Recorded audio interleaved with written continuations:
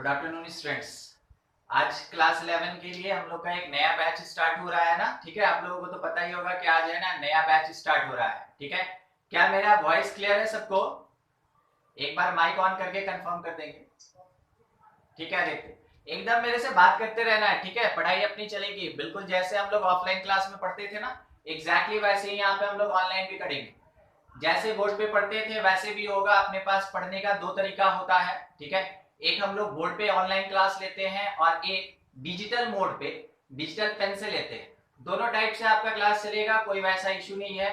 जब जैसा रिक्वायरमेंट उसके अकॉर्डिंग आपके सामने प्रेजेंट किया जाएगा क्लास को। मेन मोटो ये है कि स्टूडेंट को सारा चीज समझ में आना चाहिए। तो आज हम लोग है स्टार्ट कर रहे हैं मैथमेटिक्स का क्लास। आज का अपना स्टार्टिंग जो है वो क्लास 11 का मैथमेटिक्स है। बीच में जब आप नोट कर रहे होंगे उस समय हम आपको एक इंट्रोडक्शन और देंगे, जब हम आपको ये दिखाएंगे कि किस तरीके से हम लोग है ना डिजिटल मोड में पढ़ाते हैं, ताकि आप दोनों चीज में कंफर्टेबल रहे। ऑनलाइन क्लासेस है, अपने पास अवेलेबिलिटी है, तो हम लोग ये चाहेंगे कि स्टूडेंट को हर चीज में जिस तरीके से हम कंफर्टेबल फील करें या स्टूडेंट कंफर्टेबल फील करे ताकि उसको समझ में आए, तो उस तरीके से पढ़ाया जाएगा आपको। ठीक है, myself JK Srivastava, mathematics का क्लास लूंगा आपका। ठीक है, चलिए थोड़ा स्टार्ट करते हैं।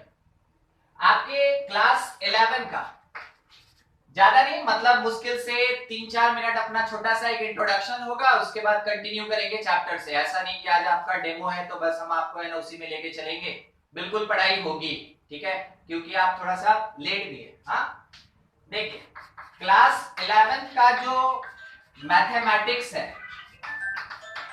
ठीक है, इसमें हम लोग को इसमें सबसे पहला चैप्टर जो पढ़ना है वो है सेट्स। एक्चुअल में इसको हम लोग सेट थ्योरी कहते हैं, इसको हम लोग कहते हैं सेट थ्योरी।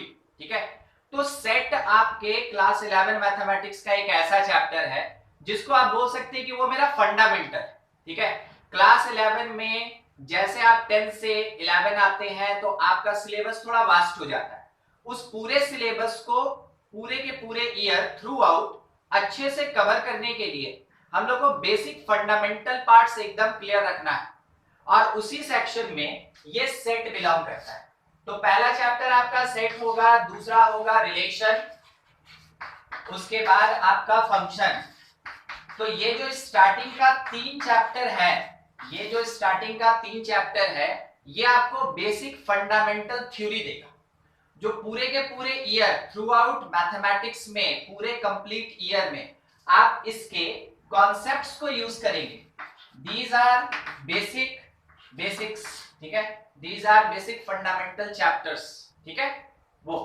अच्छा, अब इसके साथ मेजर पोर्शन में, इसके बाद मेजर पोर्शन में आता है ट्रिग्नोमेट्री।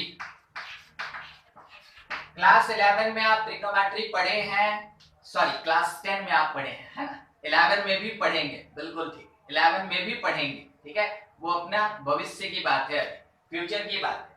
मगर यहाँ क्लास 11 का जो ट्रिग्नोमेट्री होगा ना, वो आपके क्लास 10 से थोड़ा हायर लेवल का होगा। वहां पे आप फंडामेंटल कॉन्सेप्ट पढ़े हैं ट्रिग्नोमेट्री का, और यहाँ 11 में आप उसका एप्लीकेशन सीखेंगे।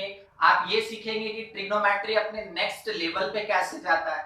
ये चीज आपको क्लास 11 में देखने को मिलेगा। हम लोग यहाँ जो भी पढ़ेंगे, ध्यान रखिएगा, आपका स्कूल सिलेबस कवर हो रहा है और उसके साथ में आपका कंपटीशन सिलेबस भी कवर हो रहा है। मैथमेटिक्स बेसिकली कहता है कंपटीशन को JEE, it means JEE main और जेई एडवांस, दोनों टाइप का सिलेबस आपका कवर होता जाएगा। आपको एकदम चिंता नहीं करना है। आपको है ना कॉन्सेप्ट पढ़ाने के बाद आपको बता दिया जाएगा कि देखो यहां से यहां तक क्वेश्चन बनाना है। इस बुक से अगर तुम क्वेश्चन बनाओगे, पूरा बुक का नाम आपको दे देंगे, क्लास में ही दे देंगे आज ही। ठीक है, अगर तुम इस बुक से बनाओगे तो तुम स्कूल लेवल को कवर कर रहे हो। अगर तुम इस दूसरे बुक से बनाओगे, मेरे डीपीपी से बनाओगे, तो तुम कंपटीशन लेवल को कवर कर रहे हो। ये सारा चीज बिल्कुल आपको समझाया जाएगा और हर एक क्लास में समझाया जाएगा। ठीक है, नॉट ओनली इन मैथमेटिक्स, आपको फिजिक्स, केमिस्ट्री, या बाय द वे अगर बायोलॉजी के कुछ स्टूडेंट होते हैं जो चारों सब्जेक्ट रखते हैं तो उनको भी सारा चीज बताया जाएगा। ठीक है, तो हम लोग का ट्रिग्नोमेट्री के बाद आएगा, हम लोग पढ़ेंगे अलजेब्रा। अलजेब्रा सेक्शन ऐसा होता है ना जिसमें कि आपको कैलकुलेशन थोड़ा ज्यादा करना पड़ता है, ठीक है, और इसमें थ्योरी बोल के कम होता है। कैलकुलेशन आप ज्यादा करते हैं मगर इसमें थ्योरी थोड़ा कम होता है। तो ऑलरेडी आप जानते हैं, इसके बारे में भी आप है ना थोड़ा सा पढ़े हैं। जैसे कि अगर 2 का पावर यहाँ लिखा है 3 + 4, आप इसको बोलते हैं सर 2 का पावर 3 × 2 का पावर 4 होगा। It is the simple algebra. मगर क्या 11 क्लास में यही पढ़ेंगे? नहीं, ये तो आप 9 10 में ऑलरेडी पढ़ चुके हैं, तो 11 में आप इसके आगे पढ़ेंगे, ठीक है। और अलजेब्रा सेक्शन में बहुत ही अच्छा एक चैप्टर है, it is called complex number, ठीक है। Complex number, quadratic equation, permutation, combination, ये सब चैप्टर्स जो होता है, सीक्वेंस सीरीज, आप एपी पढ़े हैं, 11 में आके आप पढ़ेंगे जीपी, इसके साथ में एचपी पढ़ेंगे, सम स्पेशल प्रोग्रेशन पढ़ेंगे, ये होता है एक्सटेंशन ऑफ चैप्टर। तो फंडामेंटल पार्ट आपको 10 में पढ़ाया गया एपी, अरिथमेटिक प्रोग्रेशन। अब 11 में आप उसी का एक्सटेंडेड फॉर्म पढ़ेंगे जीपी, एचपी और सम स्पेशल प्रोग्रेशन, ठीक है। इसके साथ आपके क्लास 11 में एक बहुत मेजर सेक्शन है, दैट इज कॉल्ड कैलकुलस। और कैलकुलस का 2 चैप्टर आपके क्लास 11 सिलेबस में, एक है लिमिट्स और दूसरा है डेरिवेटिव्स। सर किसका क्या मीनिंग होता है, ये मीनिंग आपको जब बताएंगे तब तक तो चैप्टर खत्म हो चुका होगा, ठीक है। तो अभी जस्ट इंट्रोडक्शन कि हाँ हमको क्लास 11 में क्या पढ़ना है। सर इससे क्या फायदा? इससे फायदा है कि माइंड मेकअप रहेगा ना, कि हाँ हमको कितना पढ़ना है क्लास 11 में। हमको स्टार्टिंग से ही तेजी से पढ़ना है, हमको थोड़ा टाइम ज्यादा देना है, या बिल्कुल क्लास 10 वाले टाइम पे 2 घंटे 3 घंटे जो भी आप पढ़ते थे, व्हाटएवर, हमको नहीं पता, ठीक है। जस्ट ये होता है एवरेज का बात, ठीक है। तो जो भी पढ़ते थे क्या उससे ज्यादा मेहनत करना है?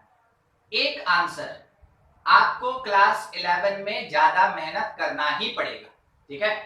और सर क्या स्टार्टिंग से हम कैसे पूरा मेहनत करेंगे? कभी नहीं होता है, ग्राफ कभी ऐसे नहीं जाता है। ग्राफ जब भी जाता है तो बिल्कुल ऐसे जाता है, ठीक है। धीरे धीरे धीरे धीरे धीरे धीरे है ना, अपना बस एफर्ट लगाते जाइए, टॉप पे पहुंच जाइएगा। और एक ही दिन सोचिएगा कि सब कवर कर ले, आज तक हुआ नहीं है तो आई थिंक कि अभी भी पॉसिबल नहीं हो। तो क्या करें, बिल्कुल जैसे आपको समझाया जाता है, आपके दिमाग में आता है, कोई कंफ्यूजन होता है उसको पूछना है और उसको कवर करना है, ठीक है। ऐसा नहीं कि चलो कर लेंगे, ये इग्नोरेंस वाली बात है। चलो कर लेंगे, उससे नहीं होगा। करना है मीन्स करना है, और करने से क्या फायदा, हम अच्छे जगह पे प्लेस्ड होंगे, अच्छा नौकरी मिलेगा, सही जॉब मिलेगा, सैलरी पैकेज अच्छा रहेगा, मेरा जिंदगी ठीक से कटेगा। 2 साल का मेहनत है, पूरा का पूरा जिंदगी आपका उसी में निकल जाएगा, ठीक है। छोटा सा इंट्रोडक्शन था आपके मैथमेटिक्स का। चलिए अब थोड़ा सा पढ़ना स्टार्ट करते हैं, ठीक है। और एक बात और कि आपका जो क्लास हो रहा है आप इसमें बिल्कुल नोट डाउन करेंगे। आपको इसका रिकॉर्डेड लेक्चर आपको क्लास के बाद मिल जाएगा, मे बी शाम तक आपको मिल जाए, मगर वो आपको मिल जाएगा, सेम डे मिल जाएगा, ठीक है। तो वो चीज रखना है ताकि आप रिवाइज कर सके एटलीस्ट। हाँ, मगर कॉपी पेन एकदम खुला रखेंगे, आपको हम बिल्कुल लिखने का टाइम देंगे, उस टाइम में आपको नोट डाउन कर लेना है, ठीक है। उस टाइम में नोट डाउन कर लेना है, और कहीं कोई डाउट हो तुरंत अपना माइक ऑन करेंगे और पूछेंगे कि सर हमको वो नहीं समझ में आया, थोड़ा समझा दीजिए, बिल्कुल बताया जाएगा। चलिए चैप्टर अपना है सेट थ्योरी। सेट थ्योरी, ठीक है। सेट क्या होता है तब कहीं जाके उसके आगे के कॉन्सेप्ट पे प्रोसीड करेंगे। पहला वर्ड है सेट। तो सेट का मतलब होता है ना, it is well defined collection. ये बहुत ही अच्छा वेल डिस्क्राइब्ड कलेक्शन होता है, ठीक है। वेल डिस्क्राइब्ड कलेक्शन होता है, ये चीज है। हाँ, तो सर किसको बोलेंगे वेल डिफाइंड? ध्यान रखिएगा, वेल डिफाइंड का मतलब होता है if collection does not vary person to person, ठीक है, person to person, then it is well defined, ठीक है। उस समय ये क्या होता है, वेल डिफाइंड होता है। अगर आपका कोई एक कलेक्शन है, कलेक्शन किसको बोलते हैं आप में से लगभग सबको पता होगा, अगर नहीं पता है तो एक छोटा सा वर्ड सुन लीजिए। जो ग्रुप होता है ना उसी को कलेक्शन कहते हैं। अब ये पूछिएगा कि सर ग्रुप किसको कहते हैं, तो कोई बात नहीं, कोई बात नहीं, आप पूछ सकते हैं, कोई बात नहीं, आप पूछ सकते। ठीक, अभी आपके सामने क्या दिख रहा है, 4 कलर का चौक दिख रहा है आपको, ठीक है। तो इसको एक जगह पे हम रख दिए ऐसे अपने हाथ पे, तो हम क्या बोलेंगे, it is group of chalks. ये क्या है, ये चौक का ग्रुप है, ये चौक का ग्रुप है। तो इसी को टेक्निकली बोलेंगे sir it is the collection of chalk. हाँ बिल्कुल, ठीक है, तो उसी ग्रुप को कलेक्शन कहते हैं। अब मेरे पास एक वर्ड आया कि सर वेल डिफाइंड आप किसको बोल रहे हैं, वेल डिफाइंड आप किसको बोल रहे हैं। तो वेल डिफाइंड यहां बोला जा रहा है ना कि मान लीजिए जैसे बोला गया कि एक कलेक्शन है, एक कलेक्शन है, कलेक्शन नंबर 1 किस चीज का है, तो इट कंटेन वॉवेल्स। तो आप भी जानते हैं कि हिंदी अक्षर का वॉवेल नहीं होता है, वॉवेल किसका होता है, इंग्लिश का होता है। और कौन होता है, बिल्कुल आपको पता होना चाहिए, A-E-I-O-U। आप अगर आंसर देना चाहे ना तो एकदम माइक ऑन करके बोल सकते हैं कि सर A-E-I-O-U। अगर कोई दूसरा पर्सन से पूछा जाए कि देखो इंग्लिश का वॉवेल क्या होता है, तो वो ये 5 छोड़ के और कुछ नहीं बोलेगा। अगर वो पढ़ा लिखा इंसान है, उसको वाकई में नॉलेज है कि वॉवेल किसको कहते हैं, तो वो इन्हीं 5 का आंसर देगा, इसके अलावा और कुछ नहीं बोलेगा। ठीक है, मतलब क्या हुआ कि पर्सन 1 से पूछे ये यही आंसर दिया, पर्सन 2 से पूछे यही आंसर दिया, पर्सन 3 से पूछे सेम आंसर। तो क्योंकि मेरा आंसर पर्सन से पर्सन चेंज करने पे आंसर चेंज नहीं हो रहा है, इस कारण से हम ये बोलेंगे कि ये जो मेरे पास एक ग्रुप बना ना, ये जो कलेक्शन बना, it is well defined, it is well defined. ठीक है, तो सर चलिए वो बात सही, कब बोलेंगे नॉट वेल डिफाइंड।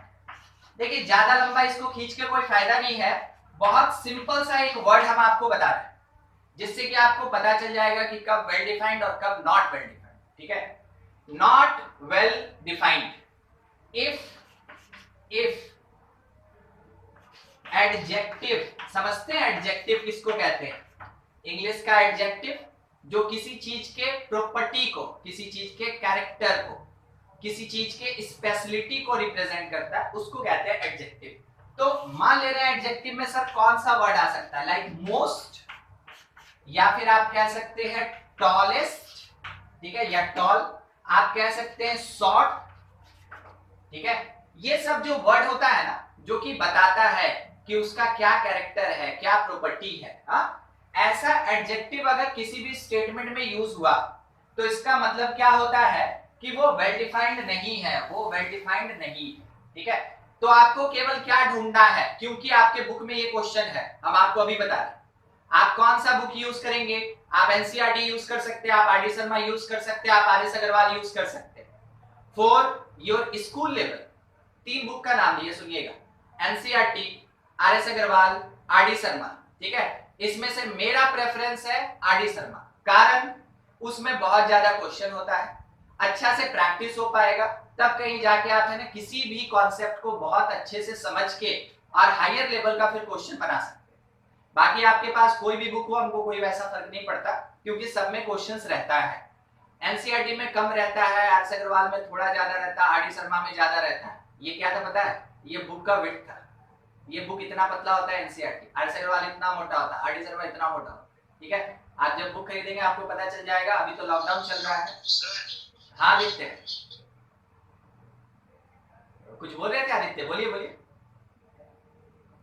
नहीं, ठीक, बाय द वे आपके पास अगर बुक नहीं होगा तो श्रीवास्तव क्लासेस ऐप में आपको वो बुक पीडीएफ के फॉर्म में मिल जाएगा। आप जब तक लॉकडाउन नहीं खुलता है तब तक आप उसमें से क्वेश्चन बना सकते हैं, बाद में आप खरीद सकते हैं, या आप अभी भी खरीद सकते हैं अगर कहीं से मिलता है तो कोई दिक्कत नहीं। ठीक है, तो हम क्या समझा रहे थे कि आपका जो सबसे पहला क्वेश्चन होता है वो इसी कॉन्सेप्ट पे आता है।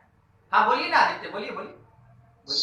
बफरिंग हो रहा है सर, मतलब एक बार शुरू से रिपीट करिए ना, मतलब बीच-बीच में रुक जा रहा है, या फिर हम रीजॉइन करें? दूसरे को भी दिक्कत हो रहा है क्या सुमित? No sir. तो तब आदित्य थोड़ा आपके नेटवर्क में इशू होगा, एक बार रीजॉइन कीजिए उसको। ठीक है, चलिए फिर हम रिपीट कर देंगे। ठीक है, तो देखिए अभी सब कोई थोड़ा ध्यान देंगे, आपके सेट का सबसे पहला क्वेश्चन यही होता है, सबसे पहला क्वेश्चन यही होता है कि गिवन कलेक्शन इज सेट और नॉट। तो अगर आपका वो कलेक्शन वेल डिफाइंड है लाइक दिस, तो आप उसको बोलेंगे इट इज दिस सेट। और अगर वो वेल डिफाइंड नहीं है, कब वेल डिफाइंड नहीं होगा, जब उसमें ये सब वर्ड्स होगा, तो आप बोलेंगे नॉट एनी सेट, आप बोलेंगे नॉट एनी सेट। चलिए छोटा सा पार्ट थोड़ा नोट करेंगे आप अपनी कॉपी में, तब तक हम क्वेश्चन डिस्प्ले करते हैं, ठीक है।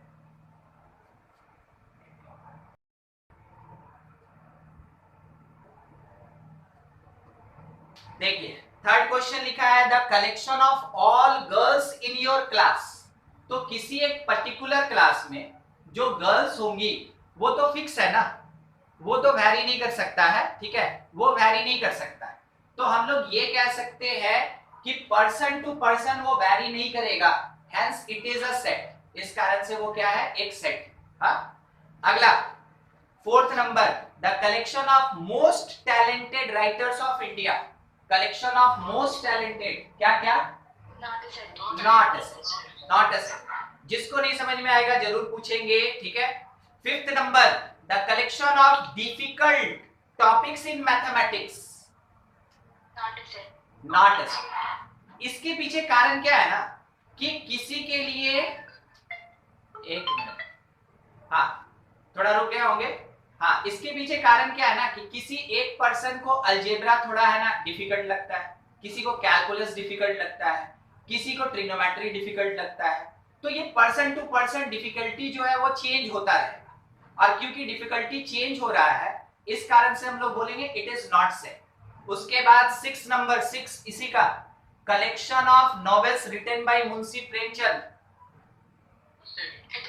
सेट। कारण क्या है ना कि देखिए मुंशी प्रेमचंद बहुत अच्छे राइटर थे, मगर क्या हुआ कि अब वो नहीं है, ठीक है। तो जितना भी वो लिखे थे, जितना भी नॉवेल्स लिखे हैं, वो सारा का सारा तो एग्जिस्टिंग है, वो एग्जिस्ट कर ही रहा है। अगर वो एग्जिस्ट कर रहा है और किसी को नॉलेज है तो उससे पूछा जाएगा तो ए टू जेड एग्जैक्टली वही रहेगा, मींस वो फिक्स हो गया, वो अब चेंज नहीं कर सकते, तो वो क्या होगा, एक सेट होगा। यही बात आपको अभी बोला जा रहा था कि देखिए जब आपके पास क्वेश्चंस मिलेगा तो उस क्वेश्चन में आपको खुद से डिसाइड करना होता है कि कौन सेट है और कौन सेट नहीं, ठीक है। ये तो फर्स्ट लेवल का क्वेश्चन अपना खत्म। नेक्स्ट पार्ट कि सेट का रिप्रेजेंटेशन कैसे होता है, ये तो समझ गए कि सेट किसको कहते हैं। नेक्स्ट बात है रिप्रेजेंटेशन ऑफ सेट, कि सेट का रिप्रेजेंटेशन कैसे करते हैं। तो सेट को रिप्रेजेंट करने का दो तरीका होता है, ठीक है, दोनों चीज आपको बताया जाएगा। दोनों में कॉमन बात क्या है वो सुन लीजिए, दोनों में कॉमन बात, set always written in between curly braces. Set का स्टार्टिंग और एंड हमेशा कर्ली ब्रेस के भीतर ही होगा, ठीक है। कर्ली ब्रेस के अंदर में ही सेट का जो भी पार्ट लिखना है वो लिखा जाता है, उससे बाहर कुछ नहीं लिखा जाता है, ठीक है। दूसरा बात ये है, ठीक है, कि सेट रिप्रेजेंटेड बाय कहने का मतलब है नोटेशन, ठीक है। यहां अभी हम नोटेशन का बात कर रहे हैं, बाय एनी कैपिटल लेटर, किसी भी कैपिटल लेटर से आप रिप्रेजेंट कर सकते हैं, किसी भी कैपिटल लेटर से आप सेट को रिप्रेजेंट कर सकते हैं। ए हो गया, बी हो गया, सी हो गया, ये सब रिप्रेजेंट करता है किसी एक सेट, ठीक है। हम क्या बोले, रिप्रेजेंटेशन मगर नोटेशन का बात हो रहा है। कहने का मतलब ये है कि एक सेट ए है, हम क्या बोले, एक सेट ए है और लिखें क्या, कैपिटल लेटर का, एंड दैट विल बी, जो भी लिखेंगे कर्ली ब्रेस के अंदर लिखेंगे, जो भी लिखेंगे कर्ली ब्रेस के अंदर लिखेंगे, लाइक 1 2 3। तो आप ये कह सकते हैं कि A is the set, wording सुनिएगा, मेरा वर्ड सुनिएगा क्या बोल रहे हैं, A is set of first 3 natural numbers. A क्या है, A एक सेट है, किस चीज का सेट है? नेचुरल नंबर का। कौन से नेचुरल नंबर?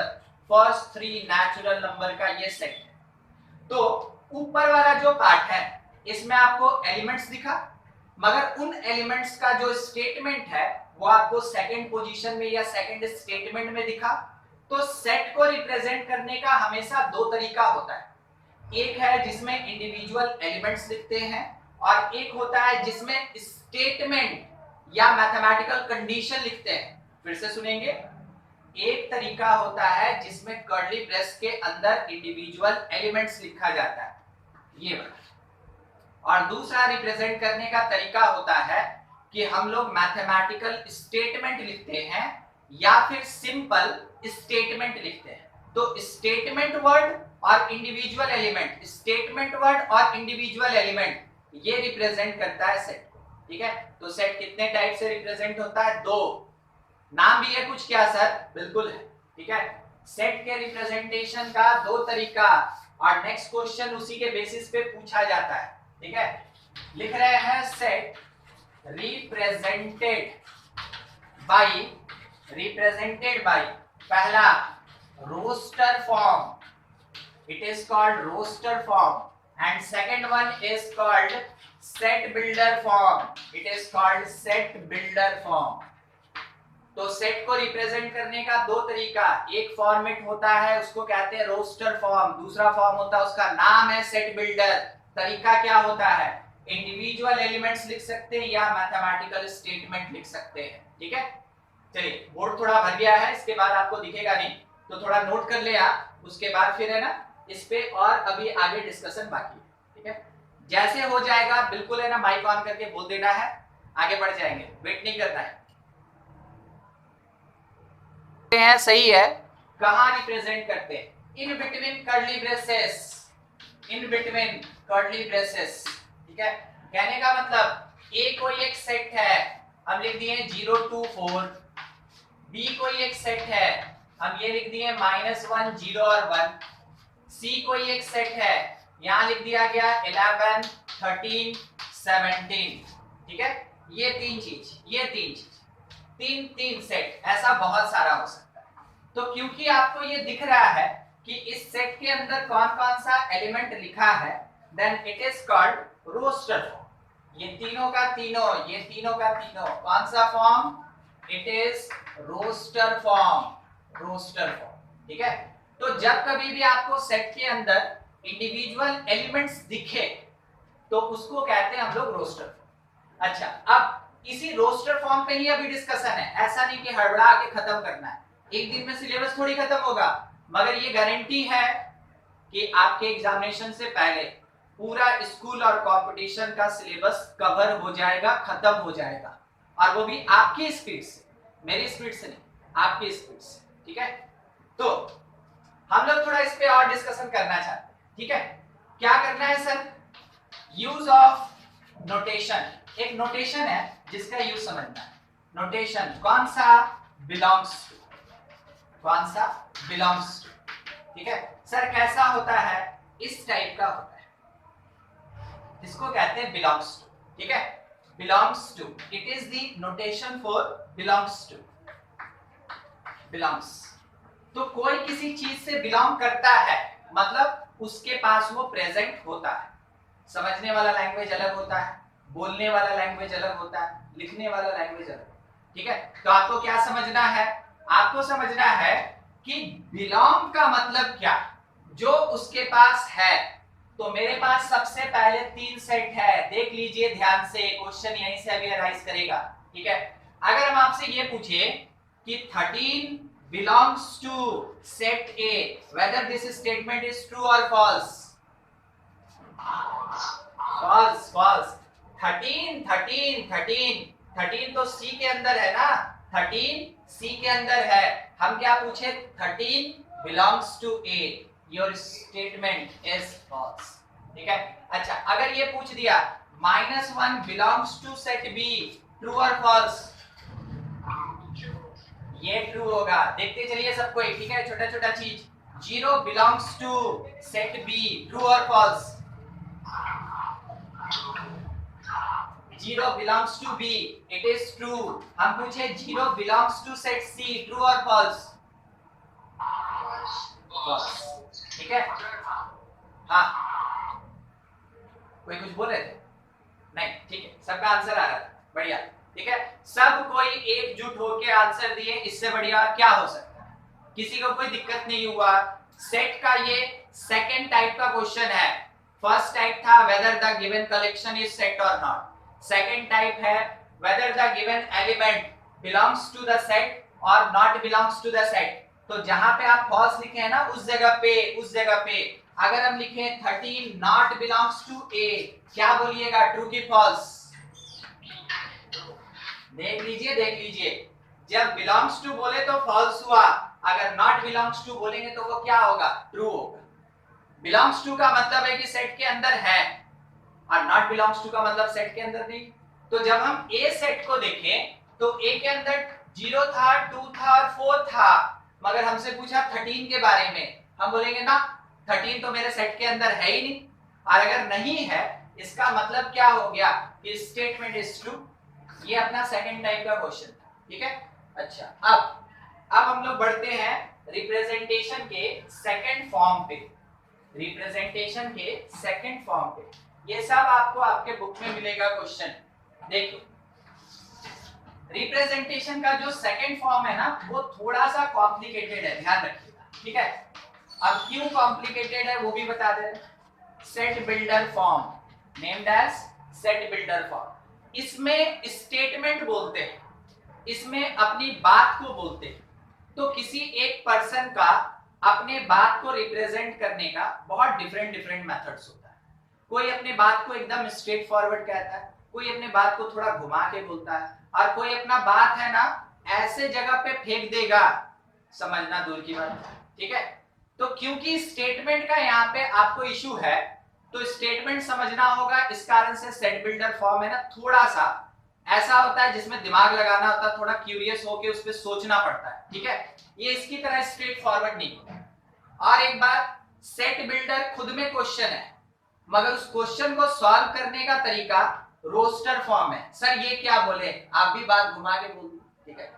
सर ये बोले कि अगर आपके पास कोई भी क्वेश्चन सेट बिल्डर में दिया है, क्वेश्चन अगर सेट बिल्डर में दिया है, जब तक आप उसको रोस्टर में कन्वर्ट नहीं कीजिएगा तब तक वो क्वेश्चन सॉल्व नहीं होगा, ठीक है।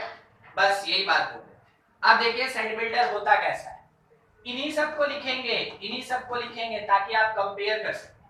Set A is set of first 3 even whole numbers, ठीक है। first 3 even whole numbers, whole number will started from 0, और उसके बाद अगर इवन का काउंटिंग करें तो 0 के बाद 2 और 2 के बाद 4, 0 के बाद 2 और 2 के बाद 4, तो first 3 even whole numbers are 0 to 4, ऐसे लिख दी। सर क्या और कोई लिखने का तरीका है? बिल्कुल देखिए, ए को लिखेंगे ऐसे कर्ली ब्रेस में, x such that x is equals to 2n और n is equals to यहाँ नीचे में, ठीक है, नीचे n is equals to 0, 1 और 2। ये क्या है? ऊपर वाला स्टेटमेंट है और नीचे वाला मैथमेटिकल कंडीशन है, समझने का कोशिश कीजिए। बोल रहा है कि x के अंदर a के अंदर x है, a के अंदर x है, और x किसके इक्वल है? 2n के इक्वल है। x किसके इक्वल है? 2n के इक्वल है। सर n कौन है? n 0 है, 1 है और 2 है। तो सोचिए अगर n का वैल्यू 0 ले लें तो x कितना आएगा? आंसर आपसे चाहिए, आंसर 0। फिर इसके बाद n अगर 1 हो गया, x क्या होगा? 2। n अगर 2 हो गया, x क्या होगा? 4। अब सोच के बोलिए, a के अंदर x बैठा है कि n बैठा है? सर कंफ्यूज है, दोनों हमको दिख रहा है, ठीक है। देखिए इसको जानते हैं कॉलन, कंप्यूटर में होता है कॉलन, इसको कॉलन कहते हैं, ऊपर नीचे 2 डॉट रहता है ना, इसको कोलोन कहते हैं, कोलोन, ठीक है। तो हम लोग इसको कॉलन कहते हैं। इस कॉलन से पहले जो भी रहेगा सेट के अंदर केवल वही प्रेजेंट होगा। उसके बाद क्या दिया उससे मतलब, उसके बाद डिस्क्राइब किया जाता है कि एलिमेंट आप कैलकुलेट कैसे करेंगे, मगर सेट के अंदर कौन बैठा रहता है, जो कॉलन से पहले होता है वो बैठा रहता है। तो अब फिर से सवाल, ए के अंदर x बैठा है कि n बैठा है, x बैठा है। तो हम लोग ए जब सेट लिखेंगे कर्ली ब्रेस के अंदर, तो x का जो जो वैल्यू मिला हुआ है उसको लिखेंगे, यानी 0 to 4, ठीक है। तो it is the roster form, ये है मेरा रोस्टर फॉर्म, और इसी का ये जो यहाँ स्टेटमेंट है, it is set builder form, set builder form, ठीक है। थर्ड टाइप का क्वेश्चन आपके सेट चैप्टर में, थर्ड टाइप का क्वेश्चन यही आता है, सेट बिल्डर से रोस्टर कन्वर्जन और रोस्टर से सेट बिल्डर कन्वर्जन, ठीक है। अभी प्रैक्टिस करेंगे, आप इसको थोड़ा नोट कर लें, फिर और क्वेश्चन प्रैक्टिस करेंगे अब, ठीक है। नोट कीजिए। सेट बिल्डर फॉर्म समझा देना सर। कौन सा, ये वाला आदित्य, यहाँ? हाँ सर वही वाला। ठीक, देखिए सेट बिल्डर फॉर्म किसको कहते हैं ना, कि अगर किसी एक पर्टिकुलर सेट को रिप्रेजेंट कर दिया जाए किसी स्टेटमेंट से, जैसे हम ए बोलें कि it is a set of first 3 even whole number, तो यहाँ कहीं भी आपको मैथमेटिकल ना तो कोई नोटेशन दिख रहा है और ना ही कोई नंबर दिख रहा है, सही है, कोई नंबर नहीं दिख रहा है, ठीक है। तो जब कभी भी किसी सेट को ऐसे रिप्रेजेंट करें जिसमें कि उसका एलिमेंट दिखे नहीं, मगर एलिमेंट का कैरेक्टर पता हो, उसको कहते हैं सेट बिल्डर फॉर्म, ठीक है। तो रिप्रेजेंट करने का दो तरीका, एक होता है स्टेटमेंट और एक होता है मैथमेटिकल कंडीशन। तो स्टेटमेंट वाली बात को क्या आप समझे आदित्य?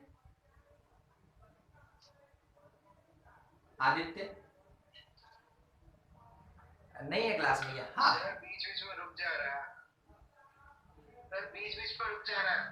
क्या सबका रुक रहा है? अच्छा, आपका नेट, कहाँ रहते हैं आदित्य, कहाँ रहते हैं? तो Hirapur living set in roster form, तो वहां पे आपको जो दिया वो सेट बिल्डर फॉर्म में दिया है, ठीक है। वहां पे आपको सेट बिल्डर फॉर्म में क्वेश्चंस दिया हुआ है, वो आपके पास वहां पे डिस्प्ले में है, और उसको कन्वर्ट करना हम लोग को रोस्टर फॉर्म में, ठीक है। देखिए पहला ही क्वेश्चन क्या है, x such that x is a letter before e in the English alphabet, क्या समझे आप उसमें? First question, x such that x is English alphabet before e, बोलिए तो क्या आंसर लिख सकते हैं यहाँ पे? ए बी सी और डी, एकदम ठीक, ए बी सी और डी। तो देखिए ये जो आदित्य, थोड़ा ध्यान दीजिएगा खास करके आपके लिए, ये जो स्टेटमेंट दिया it is the set builder, ये जो स्टेटमेंट दिया it is the set builder, और जब हम उसको एलिमेंट के फॉर्म में लिखें ये कहलाया रोस्टर फॉर्म, ये कहलाया रोस्टर फॉर्म, ठीक है। चलिए देखते जाइए सेकंड नंबर। मेरे नेटवर्क में कुछ इश्यू हुआ है क्या? हम अभी तक वहीं रुके हुए हैं ना, हम जबकि इधर उधर घूम रहे हैं। अच्छा ठीक है, आ गए, हेलो, ठीक है, आ गए। और नहीं, ये तो हम लगता है नरेंद्र मोदी या सोनिया गांधी हो गए भाई, हाथ उठा के ऐसे दिखे हुए हैं। वेट कर लेते हैं, थोड़ा पॉलिटिक्स से बाहर निकल जाते हैं, हाथ थोड़ा नीचे आता है तो कुछ बताते हैं। वैसे आप क्वेश्चन देखिए, वो तो डिस्प्ले हो ही रहा है, ठीक है। अब वो स्क्रीन नहीं आ रहा है क्या? नहीं सर। ओह अच्छा ठीक है, चलिए ठीक है, हम भी आ ही गए होंगे, ठीक, मिलके क्वेश्चन बनाया जाए। देखिए second number question, x belongs to natural number and x square will be less than 25. Second number question is x belongs to natural number and x square less than 25. ये पता है क्या बोल रहा है?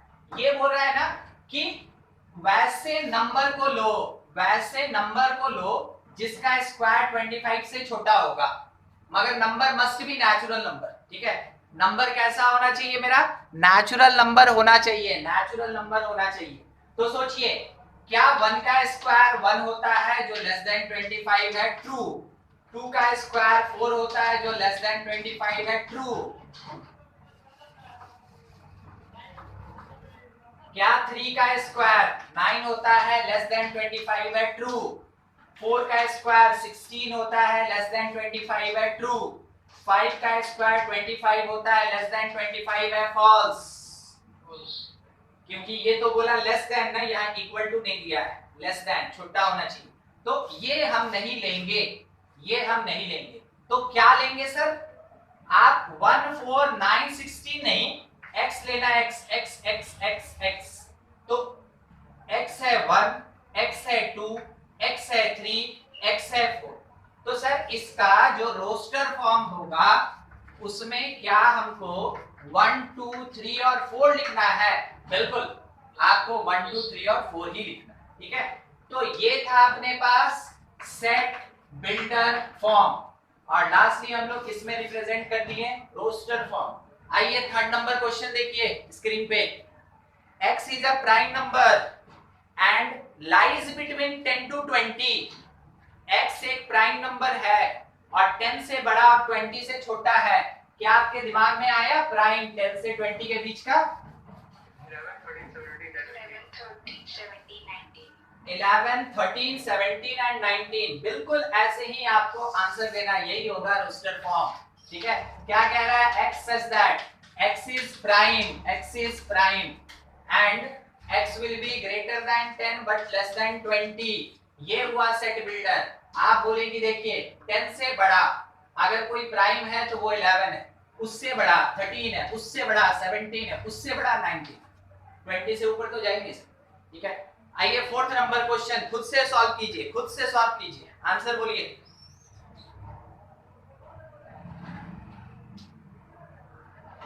n natural number and x is equals to 2n, x is equals to 2n, क्या क्या होगा? इवन नेचुरल नंबर होगा।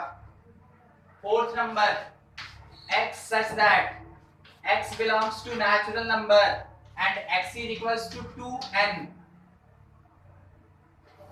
n belongs to natural number और x is equals to 2 है।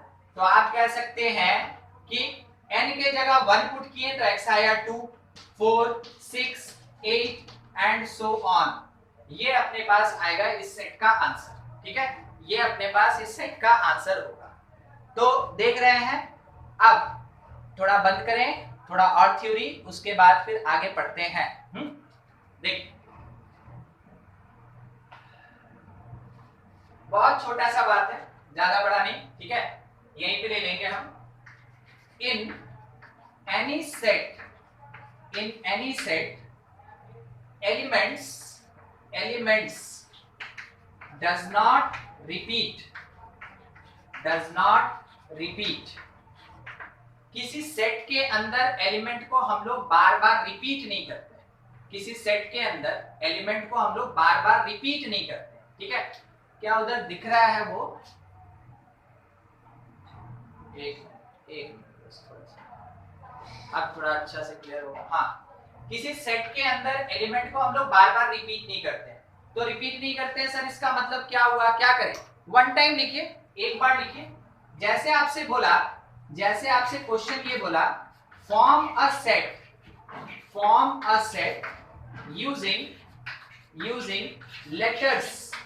using letters of word Apple. कौन सा word? Apple.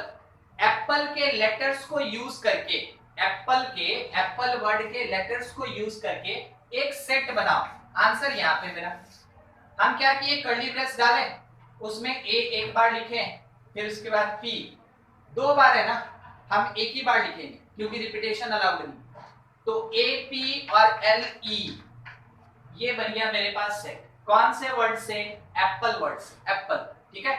अब आपके पास काम है, थोड़ा सा सुनिएगा, ये तो पहले का चीज है, हटा रहे हैं। देखिए आपके पास क्या काम है कि सबसे पहले तो आप बोर्ड का चीज नोट कर लेंगे और 2-3 क्वेश्चन है बिल्कुल यही है, ठीक है। वर्ड क्या है? मिसिसिपी, मिसिसिपी, ठीक है। उसके बाद अगला वर्ड है आपका पाटलिपुत्रा, पाटलिपुत्रा। इन दोनों वर्ड के लेटर से आपको सेट बनाना है, तो आप पहले बोर्ड का चीज नोट कर लें और उसके बाद इसका आंसर आ जाए, इसका आंसर आ जाए, बिल्कुल आप बोल देंगे, यहीं पे है हम, ठीक है। नोट कीजिए और आंसर दीजिए 2 क्वेश्चन का, प्रैक्टिस करते चलना है। हाँ जल्दी नोट कीजिए, नोट कीजिए कि आप 2 एक्सरसाइज बना लें, एक्सरसाइज 1.1 और एक्सरसाइज 1.2। कहां से? फ्रॉम आरडी शर्मा बुक, ठीक है। आज क्योंकि आपका फर्स्ट क्लास है इसलिए क्लास को है ना अभी स्टॉप कर रहे हैं। वीडियो नहीं आ रहा है? अच्छा हाँ हाँ हाँ हम देख लें, 1 मिनट, ठीक है, 1 मिनट, 1 मिनट। आवाज आ रही है क्या? 1 मिनट, हम थोड़ा स्विच कर रहे हैं।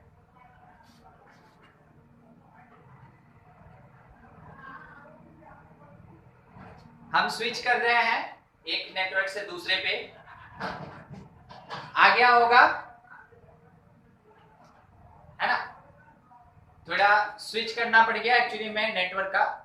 तो अभी भी नहीं आया? आ रहा होगा, देखेंगे। अच्छा ठीक है, आवाज आ रही है ना? बस हम अभी खत्म ही करने वाले हैं। हम आपसे केवल ये बोल रहे थे, ये 2 एक्सरसाइज आरडी शर्मा बुक से बना लेंगे। वैसे आपको ये आरडी शर्मा का जो पीडीएफ है ना मिल जाएगा, ठीक है। अगर आपके पास है बहुत अच्छा है, अगर नहीं है तो वो हम लोग अवेलेबल करा देंगे आपको, ठीक है। तो फर्स्ट क्लास है बस यहीं पे रखते हैं, बाकी हम लोग नेक्स्ट क्लास में फिर आगे बढ़ेंगे, ठीक है। वैसे आपका क्लास जो है वो चलेगा लगभग 1.25 घंटे 1.5 घंटे, ठीक है। तो आज हम लोग यही खत्म करते हैं। हाँ चलिए ठीक है, thank you, thank you, thank you, thank you, thank you, thank you.